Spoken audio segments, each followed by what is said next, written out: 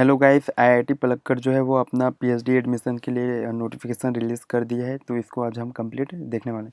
जैसे कि आप देख सकते हैं, मैं इनके वेबसाइट पे हूँ। ठीक है, portal for admission to the research program. ठीक है, जैसे आप थोड़ा सा स्क्रॉल करेंगे तो आप यहाँ पे देख सकते हैं, special drive for MS by research and PhD admission in ST और एससी कैटेगरीज फरवरी 2025। ठीक है, अब जैसे ही इन्फॉर्मेशन ब्राउज़र में क्लिक करेंगे तो आपके सामने इन्फॉर्मेशन ब्राउज़र जो है वो क्लिक हो जाएगा, मतलब डाउनलोड हो जाएगा। तो मैंने पहले से ही इसको डाउनलोड कर लिया है, तो मैं आपको वहाँ से दिखाता हूँ। ठीक है, तो आप यहाँ पे देख सकते हैं, special drive for MS by research and PhD admissions in ST SC categories February 2025। Important dates आप यहाँ पे देख सकते हैं, एडवर्टीजमेंट टू अपीयर। ठीक है, 13 फरवरी से हो चुका है ये। एप्लीकेशन पोर्टल जो है वो ओपन हो गया है 13 फरवरी से। Last date for submission of application online जो है वो 28 फरवरी रखा हुआ है। शॉर्ट लिस्ट टू अपीयर जो है वो ऑन द बिफोर द 7 मार्च रहने वाला है। ठीक है, इंटरव्यू डेट्स जो है वो बिटवीन रहने वाला है 10 एंड 20 मार्च 2025, ऑनलाइन या फिर offline. Selection list to appear before 25 March release कर दिया जाएगा। डेट ऑफ ज्वाइनिंग जो है वो 7 अप्रैल रहने वाला है। एप्लीकेशन आप दे सकते हैं, the candidates have to apply to department or centre through the application portal. ठीक है, तो इसको मैं आगे दिखाने वाला हूँ। Research area available for MS by research and PhD admission. ठीक है, तो गाइस हमारा जो चैनल है वो मेनली लाइफ साइंस से डील करता है। तो मैं लाइफ साइंस से जितना भी रिलेटेड चीज़ है उसको मैं यहाँ पे दिखाने वाला हूँ। ठीक है, तो आप यहाँ पे देख सकते हैं, department or centre, research area for MS by research and research areas for PhD. ठीक है, तो यहाँ पे आप देख सकते हैं, बायोलॉजिकल साइंस एंड इंजीनियरिंग के लिए यहाँ पे कोई भी एमएस के लिए रिसर्च एरिया नहीं है, बट यहाँ पे एडमिशन इनटू पीएचडी के लिए देख सकते हैं, यहाँ पे 4 टॉपिक में यहाँ पे किया जा रहा है। रिसर्च एरिया जो है वो host virus interaction, protein design, RNA biology and immunology. ठीक है, अगर आप दूसरे अदर सब्जेक्ट में फॉलो करते हैं तो आप यहाँ पे अपना रिस्पेक्टिव सब्जेक्ट, देन एमएस का रिसर्च एरिया और पीएचडी का रिसर्च एरिया है, आप इसको गो थ्रू कर सकते हैं। ठीक है, फाइनेंशियल असिस्टेंस जो है वो यहाँ पे प्रोवाइड किया जाएगा। ठीक है, किनको किया जाएगा वो आप देख सकते हैं। Financial assistance will be as per the extent norms of ministry of education government of India. ठीक है, अगर फुल टाइम स्कॉलर जो है वो एडमिटेड है to the MS by research या फिर PhD program are eligible for the half time teaching and research assistantship, that is HTRA, for which condition देख सकते हैं, they should work for 8 to 10 hours per week for the institute to earn this assistantship. ठीक है, अगर आप assistantship लेना चाहते हैं तो आपको 8 to 10 आवर्स पर वीक आपको काम करना पड़ेगा। The work would normally involve assistance in teaching. ठीक है, तो आप वहाँ पे टीचिंग या फिर रिसर्च करा सकते, and will be assigned by the institute. तो आपको वहाँ पे क्या काम कराना है वो इंस्टीट्यूट बताया जाएगा। ठीक है, आप टीचिंग करा सकते हैं या फिर रिसर्च में आप कुछ करा सकते हैं। ठीक है, दूसरा जो है वो renewal of assistantship every semester will be contingent on enrolment, satisfactory progress in research work and good performance during the preceding semester in the discharge of responsibility as teaching and research assistant. मतलब आपका जो है वो progress देखा जाएगा research work में। ठीक है, आपका परफॉर्मेंस देखा जाएगा एवरी सेमेस्टर। ठीक है, किस में, टीचिंग है या फिर रिसर्च असिस्टेंट में। Other fellowship such as UGC JRF, CSAR JRF, ICMR JRF, ICAR JRF and IECTE जो है वो अगर आपके पास में है तो वो जो है वो ये जो फंडिंग एजेंसी है वो आपको दिया जाएगा। ठीक है, available for those who have qualified for this scheme and get admission, and the amount of fellowship will be as per the norms of the funding agency, that is जो है वो 37,000 पर मंथ आपको दिया जाएगा plus HRA। ठीक है, minimum eligibility qualification देख सकते हैं। एमएस बाय रिसर्च में यहाँ पे कोई भी रिसर्च एरिया नहीं है बायोलॉजिकल साइंस में, तो मैं इसको बताने नहीं वाला हूँ। ठीक है, और मोर और लेस जो है वो पीएचडी में एडमिशन लेने के लिए जो है वो वही क्राइटेरिया जो है वो इसमें भी है, ठीक है। तो पीएचडी में आप देख सकते हैं, पीएचडी इन इंजीनियरिंग, अगर आप इंजीनियरिंग बैकग्राउंड से हैं तो आप यहाँ पे देख सकते हैं। मैं यहाँ पे पीएचडी इन साइंस के बारे में बताने वाला हूँ, ठीक है। अगर इन 4 में से आपके पास में कोई भी क्वालिफिकेशन है तो आप यहाँ पे एडमिशन के लिए मतलब ले सकते हैं। मास्टर्स डिग्री इन साइंस, ठीक है, या फिर मेडिकल, या फिर फार्मा, या फिर वेटरनरी साइंस, या फिर allied health science with good academic records and valid GATE, ठीक है। इसके मतलब आपके पास में पीजी के साथ में वैलिड गेट होना चाहिए, या फिर जो अदर फंडिंग एजेंसी है जैसे कि CSIR, UGC नेट, ठीक है। ऑल कैटेगरीज, ऑल कैटेगरीज बोला है यहाँ पे, मतलब कैटेगरी 1, 2 एंड 3 की बात किया जा रहा है, ठीक है। NBHM है या आपके पास में, या फिर इंस्पायर फेलोशिप है, ICMR का है, या फिर जेस्ट का है। और इसके अलावा अगर आपके पास में सिमिलर नेशनल लेवल फेलोशिप भी है, ठीक है, या फिर आपके पास में equivalent qualification tenable for year of registration in the relevant area है, तो आप जो है वो एलिजिबल हैं यहाँ एडमिशन के लिए। दूसरा आप देख सकते हैं, candidates who have qualified for the award of 4 year bachelor's degree, ठीक है। अगर आप बैचलर डिग्री से क्वालिफाइड हैं इन किस में, इंजीनियरिंग, टेक्नोलॉजी, साइंस, आर्किटेक्चर या फिर प्लानिंग में, with exceptionally good academic record, और आपके पास में अगर वैलिड गेट स्कोर है तो आप जो है वो एलिजिबल हैं यहाँ पे एडमिशन के लिए। लेकिन आप यहाँ पे देख सकते हैं eligible discipline will be considered for direct admission to PhD, ठीक है। तो यहाँ पे आपका जो है वो डायरेक्ट एडमिशन हो सकता है। Candidates who have qualified for the award of 4 year bachelor's degree और इंटीग्रेटेड मास्टर डिग्री, ठीक है, in engineering, technology, science, architecture and planning में, ठीक है, from a centrally funded technical institute CFTI, और 2 years MSc from CFTI, entry through JAM only. तो आप यहाँ पे देख सकते हैं, अगर आपके पास में इसके बाद गुड एकेडमिक रिकॉर्ड है, एलिजिबल, ठीक है, तो आप यहाँ पे देख सकते हैं eligible discipline provided he or she has a minimum CGPA of 8 होना चाहिए, ठीक है। 7.5 for OBC NCL Gen EWS and 7.0 for ST SC PWD on 10 point scale में रहना चाहिए। या फिर आपके पास में candidates with master degree in engineering, technology, architecture, planning or master degree by research in engineering, technology, architecture and planning with good academic records होना चाहिए, ठीक है। अब यहाँ पे देख सकते हैं PhD in humanities and social science के लिए आप इसको गो थ्रू कर सकते हैं। सिलेक्शन प्रोसेस आप यहाँ पे देख सकते हैं, eligible candidates possessing the minimum educational qualification, ठीक है, जो हमने आप पहले देखा है, ठीक है, and satisfying additional and stiffer criteria from time to time will be called for an interview or test by the selection committee, ठीक है। तो आप जो है वो वहाँ आपको बुलाया जाएगा अगर आप जो है मिनिमम क्वालिफिकेशन जो है उसको फुलफिल करते हैं तो, ठीक है। All the applicants are required to upload statement of purpose, ठीक है। तो आपको जो है वो SOP यहाँ पे अपलोड करना है इन support of their application in PDF format in the research admission portal, ठीक है।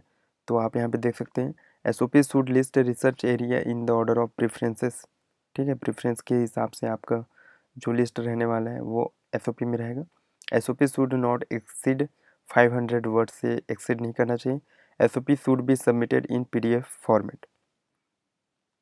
Based on academic records and the performance of the candidates in the interview and test, the selection committee will recommend to a chairperson Senate the names of candidates fund suitable for admission, ठीक है। उसके बाद में जैसे ही आप test या फिर interview में जाते हैं तो आपको जो है वो रिकमेंड किया जाएगा चेयरपर्सन के में, ठीक है, name of the candidate fund suitable for admission. Please note that the ST/SC candidate can apply to all available research area of a department, ठीक है।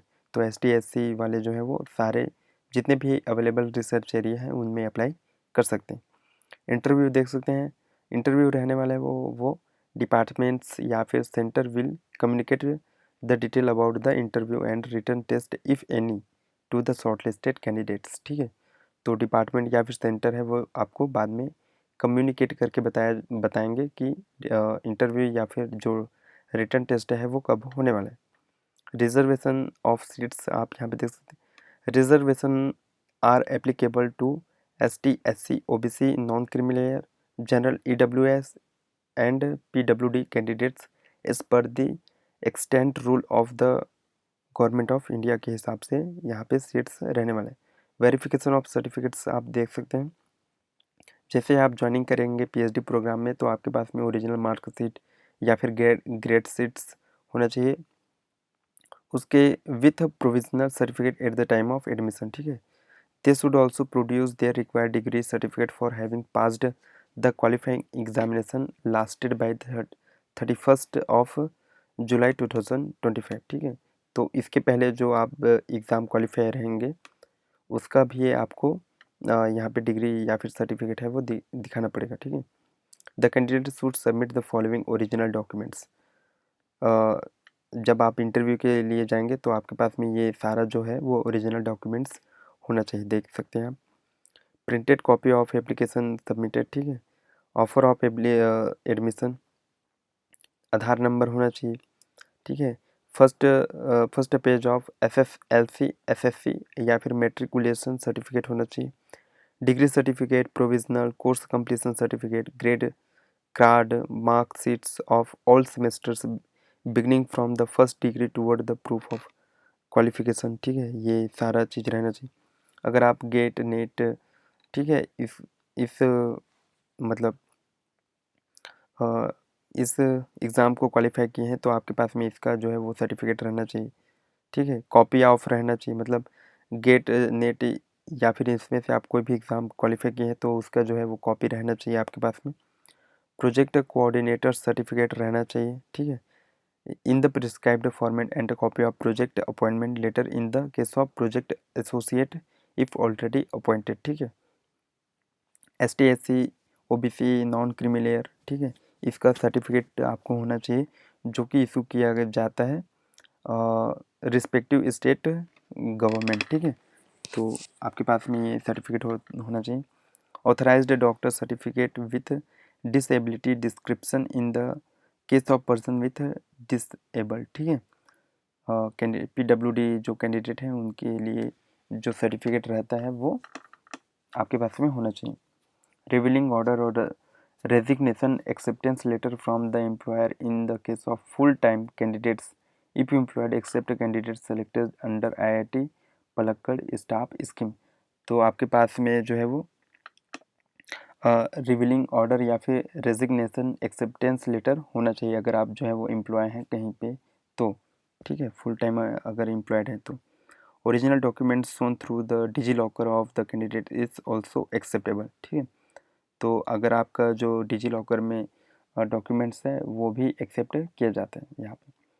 अब जैसे आप वहाँ इंटरव्यू के लिए जाएंगे तो आपको जो है वो स्लीपर क्लास TA, ठीक है, ट्रैवल अलाउंस दिया जाएगा for journey by train from the station nearest to your residence, ठीक है, to Palakkad.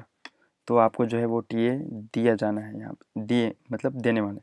Back will be reimbursed to candidate who appear for test or interview, ठीक है, मतलब आमने जाने के लिए आपको TA दिया जाएगा।